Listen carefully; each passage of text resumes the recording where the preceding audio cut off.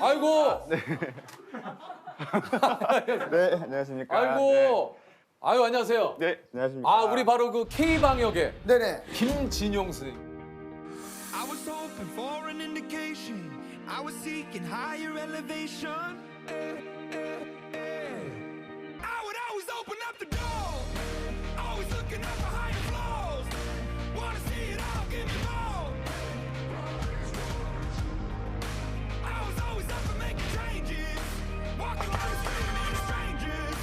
Flipping through my life, turning pages. 직접 좀 소개를 좀 해주시죠.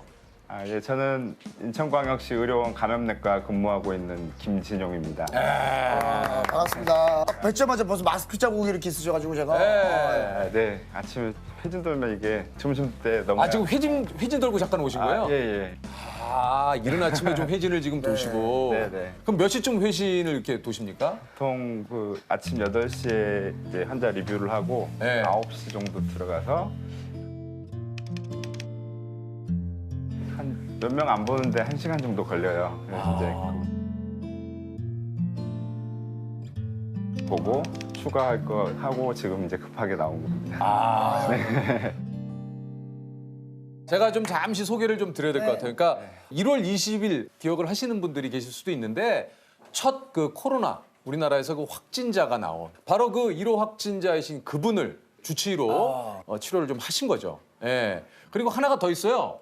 그 드라이브 스루. 네네. 드라이브 스루를 예, 또 창안을 하신 분입니다. 야, 이게 진짜 대단하시네요. 저도 그 우리나라 말 그대로 드라이브 K방역. 예. 이렇게 차 줄 서서 안에서 다 체크하고 이렇게. 검역을 할 때. 네, 검역하는. 아, 그거를 직접 그 생각해내신 거 맞죠? 네, 맞습니다. 그게 대구에 환자가 엄청나게 많이 생겼을 때 도저히 이렇게 일반적인 방법으로 감당이 안 되는 그런 시기여서 요청을 받아서 이제 고안을 하게 됐고요. 혼비백산이 됐어요. 이거를 대구 경북에서는 아직은 그런 준비가 안 된 것 같고 대한감염학회라는 그 멤버들 젊은 멤버들이 모여 있는 감염학회 이제 그 정책 TF가 있어요. 가장 그래도 활발하게 활동하는 그 이재갑 교수님이 한림대 이재갑 교수님이 대구로 또 내려가는데 급하니까 KTX 안에서 한 11시 반쯤인가 많이 검사할 수 있는 그런 안을 만들어 달라고 올린 거예요. 또 누구는 자가지침, 자가격리지침 이런 거 이제 외국에 올라온 거 번역해서 할 거 이렇게 역할 분담이 대충 됐고 제가 이제 그 대규모 검사할 수 있는 방법을 고안하기로 했었어요. 근데 선별검사실 운영안 2페이지짜리 아래 한글 파일하고 그다음에 파워포인트 1페이지짜리 그 도안하고 두 가지를 이렇게 카톡방에 3시 한 반쯤 올렸죠. 23일이 일요일일 거예요. 그날 아마 칠곡병원 바로 한 걸로 알고 있어요.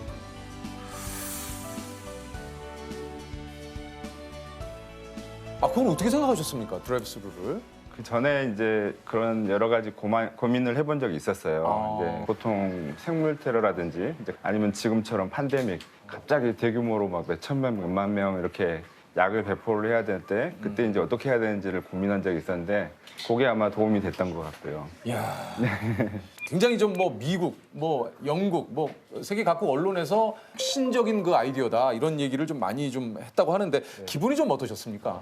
그때 뭐 재밌는 이슈가 뭐 트럼프 대통령이 우리는 이거 필요 없다라고 했다가 그 다음 주에 바로 설치했던 거예요. 일본도 아마 이런 거는 맞아요. 위험하다 했다가 네. 바로 다 지금 다 하고 있는 걸로 알고 있는데. 맞아요. 뭐 초창기에 좀 그랬었어요. 맞아요. 예, 우리는 뭐 필요 없다. 예. 그러면 원장님이 그 해외 언론에도 좀 많이 소개가 되셨습니까? 예, 몇 군데 나왔습니다. 어디? 후지 TV, 그다음에 미국 타임즈, 이야. 그다음에 중국의 베이징 기반의 카익신 메디아라고 이제 경제 잡지인데 그런데. 그리고 우리 국내에서는 지금 TVN이 처음입니까? 예. 뭐 국내에서도 조금 다른 데 했습니다. 네, TVN 예능에서는 TVN 최초 출연이시죠? 예, 맞습니다. 예, 예능은 저희 TVN에서 어떻게 뭐 다른 예능을 제치고 저희를 좀 선택을 뭘 제초? 이유를 한번 진짜. 좀 예. 들어보고 싶어서.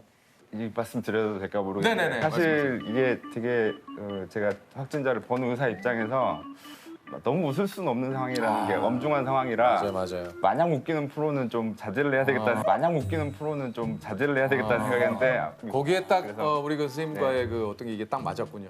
마냥 웃기지만은 않으니까 죄송합니다. 좀 웃겨. 아니 죄송합니다. 제가- 많이 웃긴데 그냥 제가 맘 먹고 웃기면 선생님 이렇게 넘어가요 이렇게.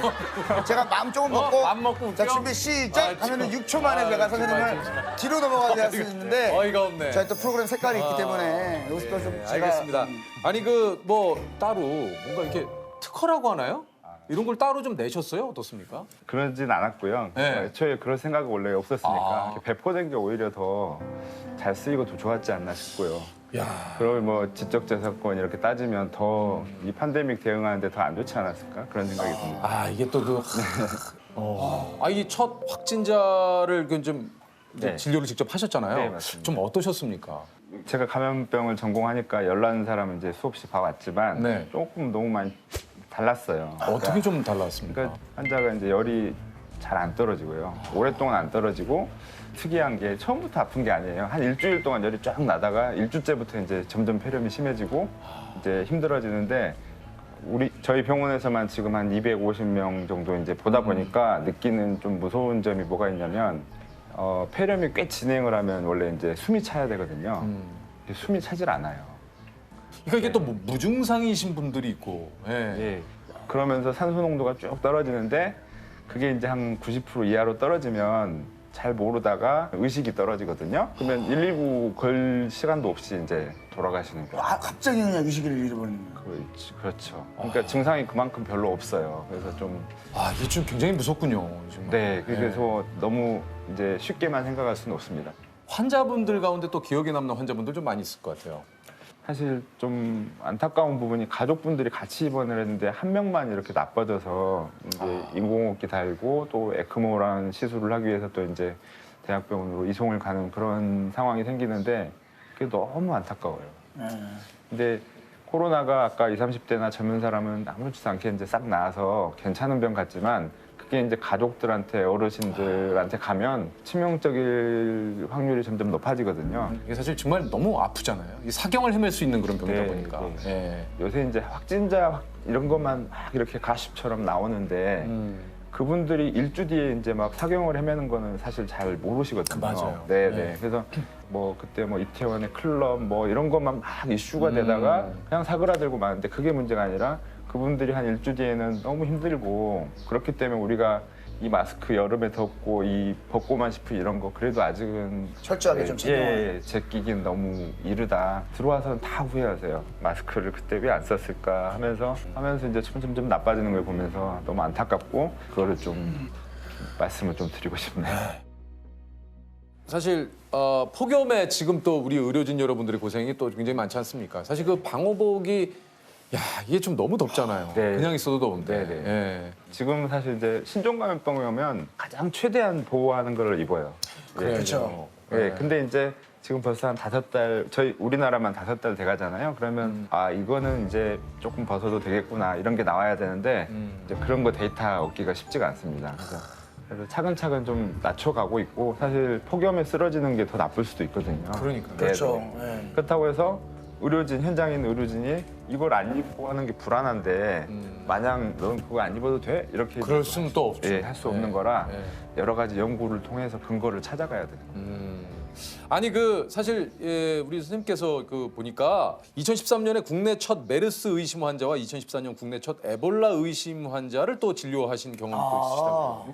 네. 예. 저희 병원이 그 공교롭게 공항에서 제일 가까운 그 아, 음압병동입니다. 그렇구나. 네네네. 30분이면 오니까요. 그래서 예. 이 사실 그 메르스 때의 얘기를 좀 저희 그 좀 해주셨는데 아들 친구분 그 친구 부모님께서 이렇게 좀 문자를 했는데 좀 그게 많이 좀 가슴 아프셨다고 그래요. 예. 그게 이제 그 당시만 해도 이제 그 이런 신종감염병에 대해서 좀 약간 거부감이 많았던 것 같고 의료진도 똑같은 이웃이라는 걸 잘 몰랐던 것 같아요. 그래서 누구누구 아빠 그 누구누구 학교 나와도 돼요라고 문자가 왔는데 이게 참 이런 인식이구나. 그래서 사실 제가 이번 코로나 일반 환자 볼 때도 그 첫 번째 환자 퇴원 전까지는 인터뷰나 언론에 얼굴을 안 나오려고 했던 것도 같은 엘리베이터에서 만나는 그 이웃들이나 일본 분들도 사실 불편해할 수도 있을 것 같아서. 그럴 수 있죠. 근데 지금은 이제 많이 달라져서요. 엘리베이터에서 만나면 막 응원해 주시고, 네.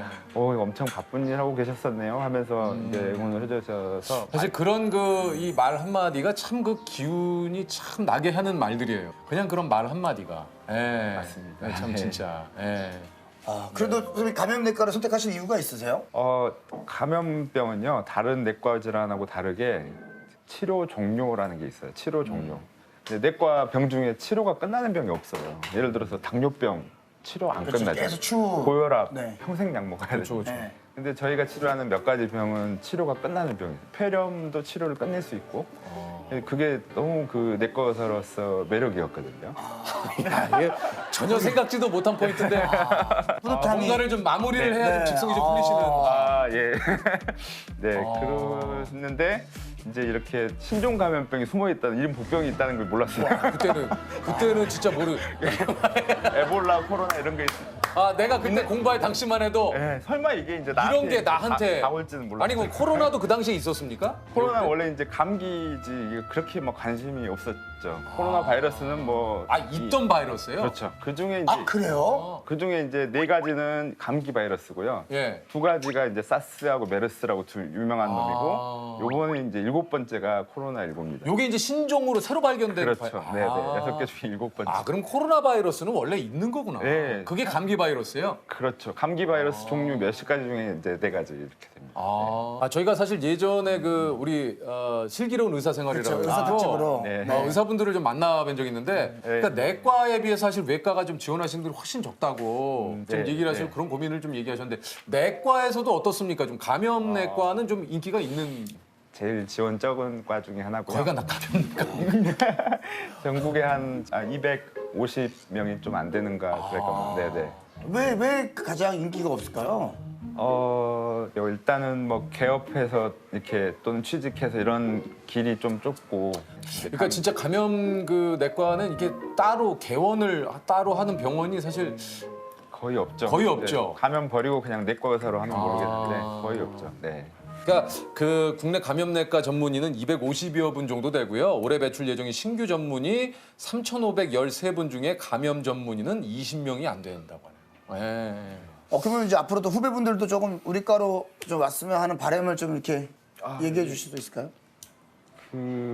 저희 내과학의 바이블이라고 하는 해리슨 내과학이라는 책이 있는데 네. 거기에 한 분량으로는 4분의 1 정도 차지해요. 8개 과 중에 분량은 제일 많아요. 그만큼 공부할 거가 너무 많고 질환도 너무 많. 이건 제가 안 좋은 안 좋은 거 많아요. 이렇게 얘기하면 오시겠어요. 예. 공부할 게 너무 많아요. 예. 거꾸로 말하면 그만큼 중요한 과였고 지금까지 이제 좀 저평가돼 있었던 과라고 생각합니다. 예전에 그 누가 얘기했던가요? 저 기억이 잘 안 나는데 인류의 가장 큰 적이 앞으로는 바이러스가 될 거라고 얘기를요. 예, 맞습니다. 예. 미래학자 중에 그 인류를 멸망하게 맞아요. 만든다면 뭐 예전에는 기후 변화, 뭐 공룡이 뭐 멸종한 맞아요, 이런 맞아요. 거 이야기를 했는데 사실상 이제 그것보다 가능성이 가장 많은 거는 감염병, 신종 감염병일 거다라고 하고 그게 상당히 또 신빙성이 있다고 생각합니다. 근데 제가 이렇게 세계적으로 대유행이 될 거라고는 진짜 상상을 못해. 그 누구도 예상을 못했어요. 사실 비행기를 못 탄다는 거는 생각을 못 그건 했거든요. 참 진짜 한 번도 겪어보지 못한. 이게 좀 이 어려운 그 질문이긴 하겠습니다만 아무래도 이제 코로나의 방역에 이제 최일선에 계신 분이다 보니까 이런 얘기를 한번 좀 여쭤보고 싶습니다. 이게 좀 그 코로나가 이게 좀 어떻게 될 것 같습니까 이게? 그 이제 전문가마다 이제 예측하는 게 너무 다른데 다르죠. 예. 이제 그 중에 저는 이제 개인적으로 가능성 있는 시나리오라고 생각하는 거는 아까 그 계절형 코로나가 4개 원래 있었고 중증 코로나가 사스, 메르스 2개 있고 이제 이번에 7번째 코로나라고 했는데 이 7번째 코로나가요. 그 사스와 메르스보다는 조금 약합니다. 그러니까 계절형 4개하고 이 중증 2개 사이 정도라고 생각을 하시면 되겠고. 지금 네. 코로나가요? 네. 그러면은 2003년도 사스는 그냥 사라졌거든요. 이쪽으로 갈 거라고 다 기대를 했는데 안 사라지고 있고. 네, 맞아요. 또 메르스는 중동에서는 계속 유행하고 있거든요. 아 지금도요? 네네, 지금도. 그래서 제 생각에는 그냥 이 네 가지 계절형 코로나에 편입되지 않을까라는 생각이고, 이 네 가지도 어떤 해에는 어떤 해는 얘가 이렇게 왔다 갔다 하거든요. 그럼 어떤 해에는 코로나19가 이렇게 유행하는 계절이 있고 이렇게 왔다 갔다 하지 않을까가 저는 가장 가능성 있는 시나리오라고 그러니까 생각합니다. 한마디로 좀 백신이 좀 빨리 네. 좀 이렇게 네. 예, 치료제가 좀 나와야겠네요. 아. 이게 좀 백신 개발이 또 좀 시간이 많이 걸리죠. 네, 원래는 뭐 10년씩 걸리던 아, 건데 이게 한 10년이 걸립니까? 원래는 그렇습니다. 그러니까 이게 이제 뭐 임상, 1상, 2상 네. 해서 이게 이제 뭐 그런 여러 가지 부작용이 있는지 없는지를 다 하려면은 보통 한 10년이 걸리네요. 네네. 근데 지금은 이제 전 세계에 백신 개발하는 그 수많은 연구소와 회사들이 다 매달려 있거든요. 그래서 그거보다는 훨씬 빠를 거라고는 생각은 하고 있어요. 이게 아무래도 이 그 백신 개발을 하려면 엄청난 또 돈이 필요하기 때문에 예. 실례된 얘기입니다만 언제쯤 나오나요, 백신이? 그건 아무도 장담을 못 할 것 같고요. 아, 그냥 막 네. 빨리 나왔으면 좋겠다 그냥. 아무튼 1년 안에는 좀 어렵지 그죠? 않을까. 네. 네. 아 이게 마음이 급하니까. 너무 이제 막 이렇게 빨리 말해놓으면 기다리다가 지칩니다. 사실. 맞습니다, 네. 맞습니다. 예. 지금도 이제 뭐 우리 시민 여러분들도 그렇고 우리 국민 여러분들께서도 이 좀 시간이 좀 생각보다 길어지다 보니까 맞아요. 네. 많이들 좀 지쳐 계신 것 같아요. 예. 이럴 때 좀 뭐 좀 한마디 좀 해주시면 어떤 좀 얘기를 해주고 싶으신가요? 뭐 빨리 끝날 거다 이런 말을 이제 막 할 수는 없는 것 같고요. 네. 근데 우리는 지금 2020년에 살고 있어서 중세 시대 뭐 패스트라든지 흑사병이라고 불렀던 그런 것들을 그냥 책으로만 봐서 우리가 이해를 잘 못하지만요. 그런 걸 하나씩 겪으면서 인류 문화가 큰 변화를 겪었습니다. 사실 패스트 때문에 그 전에 그 중세 시대 종교 중심에서 르네상스 인간 중심으로 옮겼다고 해요. 그래서 그것처럼 사실 코로나19를 그 다음 단계 우리의 미래로 이렇게 변환하는 변환점으로 생각을 해야 된다라고 보고요. 저는 이제 이런 말씀을 드리고 싶은데 코로나19는 아까 말씀드린 대로 사스하고 그다음에 메르스. 감기하고 중간 정도라고 했죠. 메르스, 사스하고 감기하고. 근데 메르스, 사스보다 더 센 애가 이만큼 전파력이 있는 애가 온다고 생각을 해보십시오. 그래서 그거에 그냥 시험 예비고사라고 생각이 되고요. 그래서 거리두기나 우리의 환경이 밀집한 환경 이런 게 바뀌어야 되는 시간을 우리한테 주는 타이밍 그럼요. 그 네. 기간이고 그렇게 생각하면 좀 지루하진 않고요. 그냥 그러면 우리가 지금까지 습관에서 좀 벗어나 보자, 바꿔보자. 뭐 식당도 원래는 따닥따닥 붙어 있었는데 원래 간격을 넓혀야 되겠다 이런 식으로 바꿔야 되고 이제 요거를 외국에서는 뉴노멀이라고 하고 우리는 새로운 일상 이렇게 이제 받아들여야 되는 거 아닌가. 네.